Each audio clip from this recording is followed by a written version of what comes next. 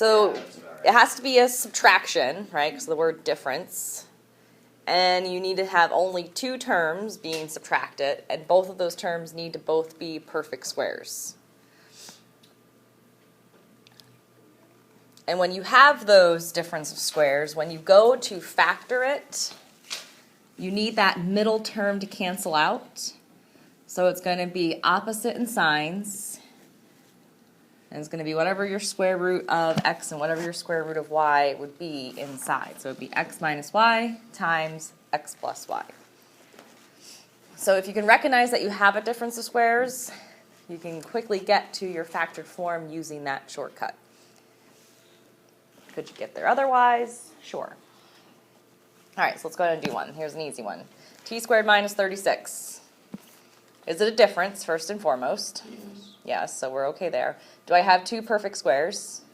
Yes. Now, if I were to factor this using our old method, my leading coefficient is 1. The constant is negative 36. My middle term in this case is 0. Well, what factors of 36 do we have? 6 and 6. Which one of them would be a negative? Doesn't really matter. When I add those, do I get 0? Yeah, so it would be t plus 6 and t minus 6, which gets you the same thing here. If you just take the square root of your t squared, it would be t. Doesn't matter which sign goes first. Square root of 36 is 6. We get t minus 6, t plus 6, or t plus 6, t minus 6, however you want to make the order. So that was an easy one. Let's make it a little bit more challenging. 4a squared minus 64. First you need to ask yourself, is it a difference? Yes. All right, do I have perfect squares? Yes. What if there was, I don't know what numbers you could use, but if you took a GCF out and then it became a difference of squares? Yes. Then you can still do that, and then you would just have that GCF out in front. So you could do this in that case, and I'll do that here in a second. What's the square root of 4a squared? 2a, and then plus 8, 2a minus 8. Now what do you notice about both of those sets of binomials? Do I have a GCF for 2 and 8, 2 and 8? So if I take out what from the first set of parentheses? A 2, I end up with a plus 4. What can I take out of the second set? A 2, which leaves me with a minus 4. What do you think you do with these 2's? You wouldn't add them. You would multiply them, because that's a product of all of those, which just happens gets you to the same number. So it would be 4 times a plus 4, a minus 4. Now if you noticed right away from the start that there was a GCF of 4, we could have taken that out right away from the beginning. If I took out that 4 right away, I would have had a squared minus 16, right? 64 divided by 4 would be 16. Then that would get you to your a plus 4, a minus 4 right away. Yeah? If that's like a question on a quiz, do we have to bring all the way to 4 and then a? Yep, you want to make it to the most simplified factored form. Yeah. So if you get to this and you're like, 2 and 8, I can divide out 2 from both of those, then you need to make sure you do it. All right, next one, 16m squared minus 49p squared. Can I divide anything out of 16 and 49? No. Are they both perfect squares? Yes. So, and it is a difference. So I'm going to have my sets of parentheses. I'm going to have a plus. I'm going to have a minus. What's the square root of 16m squared? 4m. What's the square root of 49p squared? 7p. That would be your factored form. Yeah, difference squares are nice if you recognize them right away. All right, here it gets a little bit funkier. 81k squared minus a plus 2 squared. Now if it helps, Can we do a u substitution just to simplify it right away? Sure, let's do that. What would you let your u equal? Yeah, let's let u equal the weird thing, which would be the a plus 2. Just to simplify our lives to start out. So that would turn this into 81k squared minus u squared. Well, we can factor that. That's a difference of squares, right? What would that turn into? Minus u and 9k plus u. Good. But we don't want that u. What do I want to put back in place of u? A plus 2. So now be careful. Right here, we're going to be minusing the a plus 2, which really means I'm going to be minusing the a and the 2. So what would that turn into? Yeah, so it's going to be 9k minus a minus 2. So be careful with those subtraction signs. So 9k minus a minus 2 is in that set of parentheses. The other one's not so crazy because it's just a plus. And that would just be 9k plus a plus 2. Got a bit of delayed in my iPad. Could you have gotten here without the u substitution? Possibly. Because you would have just done 9k squared minus a plus 2, 9k squared plus a plus 2. But if you like to simplify life a little bit, just to see where you need to go, feel free to do the u substitution. Just be careful when you do that subtraction. Questions with that one? It's probably going to be the craziest that you may see. X to the 4th minus 81. Yeah, so do we have a difference of 2 squares? Yes. What's the square root of x to the 4th? X squared. So that's going to become an x squared plus a 9 and an x squared minus 9. Now, what the book loves to do is they like to give you a difference of squares in the difference of squares. Do we notice how this is also a difference of squares? Mm-hmm. So I can take this further to what factored form? Yep, x minus 3, x plus 3, bring down the original x squared plus 9. Justin? Why can't you do the same thing without it? Just be x plus? Because it's not a difference of squares, it's a sum of squares. You can't, sum of squares are not factorable. Because if you think about it, if you were to solve that equation, x squared plus 9 is equal to 0. X squared equals negative 9. Do you get a real number? No, you're going to end up getting an imaginary number, right? So it's not factorable. All right. Now let's get to a perfect square trinomial. Now really, do I ever memorize these? No, probably not. I just factor them, and then if they end up being a perfect square trinomial, then I'm like, oh, that's lovely. But we do need to remember that when you have x plus y squared or x minus y squared, it's the same thing as having that factor written twice. And if you remember, I showed you guys that shortcut on how to expand it. Like if we had x plus 2 squared, square the x squared, square the 2, which would be 4, and then how do I get that middle term? Yeah, you multiply all of this, right? So it would be 2 times x, which would be 4x. Well, it doesn't matter what this number goes to, it's always going to be 2 times that number, right? 3 times x, 2, because that exponent's always going to be 2.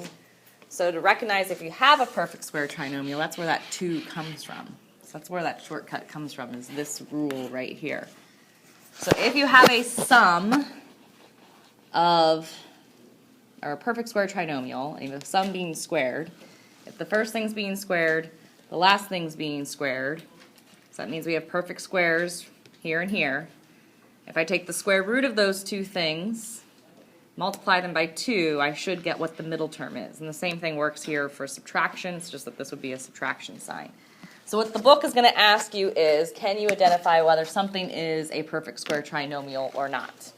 If you can't, not that big of a loss, just factor it as you normally would factor it and see if it ends up being a perfect square trinomial.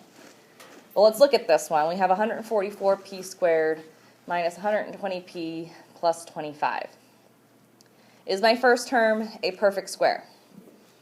Yes. 144 square rooted is 12. Is my last term a perfect square? Yes. Well, what is 12 times 5? 60. If I double that, do I get the middle term?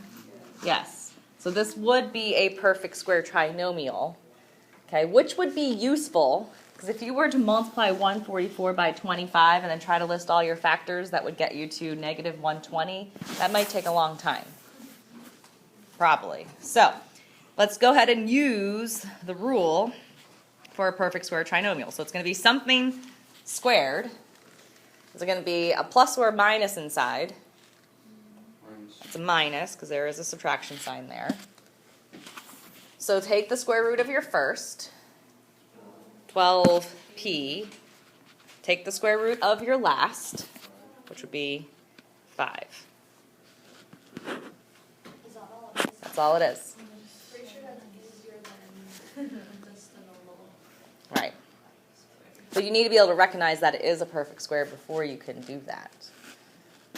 Because if I expanded this, not that you have to do this, so it'd be 12p minus 5, 12p minus 5. If we were to multiply that out, I would get the 144p squared.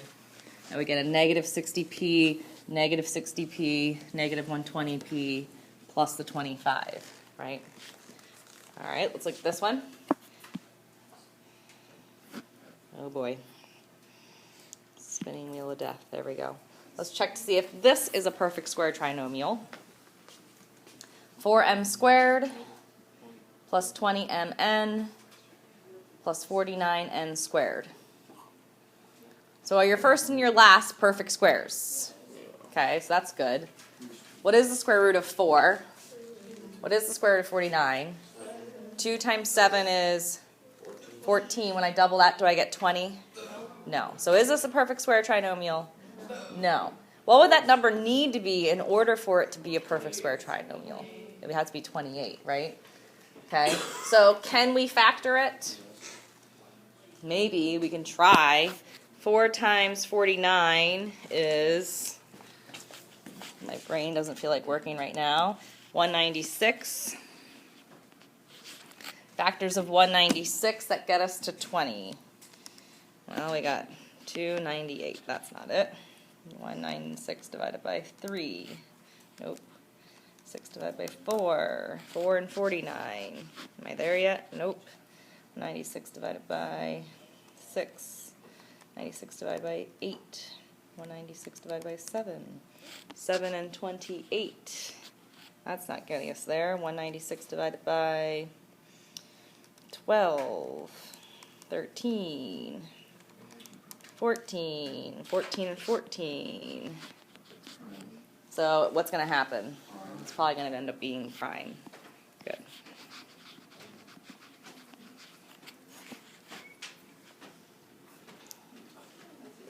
Okay? So, perfect square trinomials. Got those? All right, so the last thing we have to cover is our sum and differences of cubes. And this is just a matter of memorizing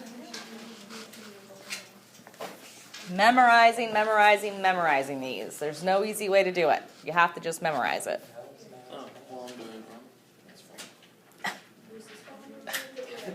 So if you are given a difference of cubes, which is different than a difference of squares, if you're given a difference of cubes, to factor it, you need to use the following formula. So to get your first binomial, you take the cube root of your first and your last term, just to get your x and your y.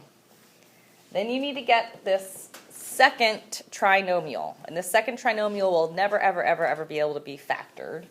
It's going to have some type of complex solution. But to get there, you square whatever your x squared term is. This will be the opposite of that sign. The middle term comes from taking your x times your y. And this will always be a positive because you're squaring whatever that y squared or that y term is. Okay? So, ready? If you had n to the third minus 8, are those perfect cubes? M minus What's the cube root of 8? 2. Good. All right, so this is going to become m minus 2 for my first set of parentheses. So m squared, right? Yep, so now I'm going to get the trinomial. So it's going to be an m squared. This next sign will always be opposite of whatever sign you had here. 2m. Multiply them together, which gets you to 2m. And then a plus of 4. Good. That's your factored form. Wait, what are you adding together? What am I adding? Did you learn what you I'm multiplying these. So I have a 2, I have an m, multiplied to make a 2m. Okay, and then ready for? Square this term. Get your first and your last, you square, square, squared, squared. Middle Okay, term and is then multiplied. The m minus 2 is actually m plus, it would never be a plus 2, never mind. Yep, it could be a plus 2. If I change this to a plus an 8, then it would be m Does it have to be a negative? plus 8, and it would be m squared minus 2m plus 4. It's always going to be a plus at the middle term, end. you just multiply the first. Yep. Okay, so let's try this one. 27x to the third minus 8y to the third. Are those perfect cubes? Yes. Yes. What's the cube root of 27? 3. Yeah, it is 3. So it's going to be a 3 and an x minus 2 and a y. Now we have to get this next set. So we're going to square the first. So 3 squared is x squared is x squared. My next sign is going to be a plus. Negative 2y times a 3x is a 6xy. 2. Like, if you multiply it, Well, you ignore the sign. The sign doesn't get attached to the x and the y. And then squaring the 2y would be a 4y squared. If it was a sum of cubes, which you can have a sum of cubes, and this became a plus, the only thing that would change, you get 6x. this would go to a plus, and this would go to a minus. If it was a sum of cubes. You can have a sum of cubes. You can't have a sum of squares. All right, what about this one? 1000k to the third minus 27n to the third. 10k minus 3n. And then what will be in the second set? 100k squared. 100k squared plus 300 kn 30. 30kn Oh, I hear from you. plus 9n squared. 9n squared. Yep, if this was a sum of squares, then that would be a plus. That would be a minus. Okay? Alright, is there anything else that is funky? That's just the sum of squares. If you want to write that down, we won't go through those problems. So sum of squares is the same thing, it's just that opposite in signs. Sum of cubes, yes, thank you. Okay? So for your homework, you're going to be able to recognize whether you have a difference of squares or not and factor them. There are a few questions that ask you if something is a perfect square trinomial or not. Then ask you to factor them. And then you're going to have some sum and differences of cubes. Anything too funky? I don't think so. There are some problems where U substitution will be your friend, so don't be afraid to use some U substitution. Like, for example, for number 15, you have the following. y plus z squared minus 81. How could you use u substitution to simplify your life? Good. Z, so it'd be u squared minus 81. What would that look like factored? U minus 9. It's just as easy if you don't do it that way. Well, either way. So then it would just be y plus z plus 9, y plus z minus 9. Okay. I basically just put a bracket, put the y plus z in the bracket. Yeah, that's fine if you do it that way. That is up to you and however you want to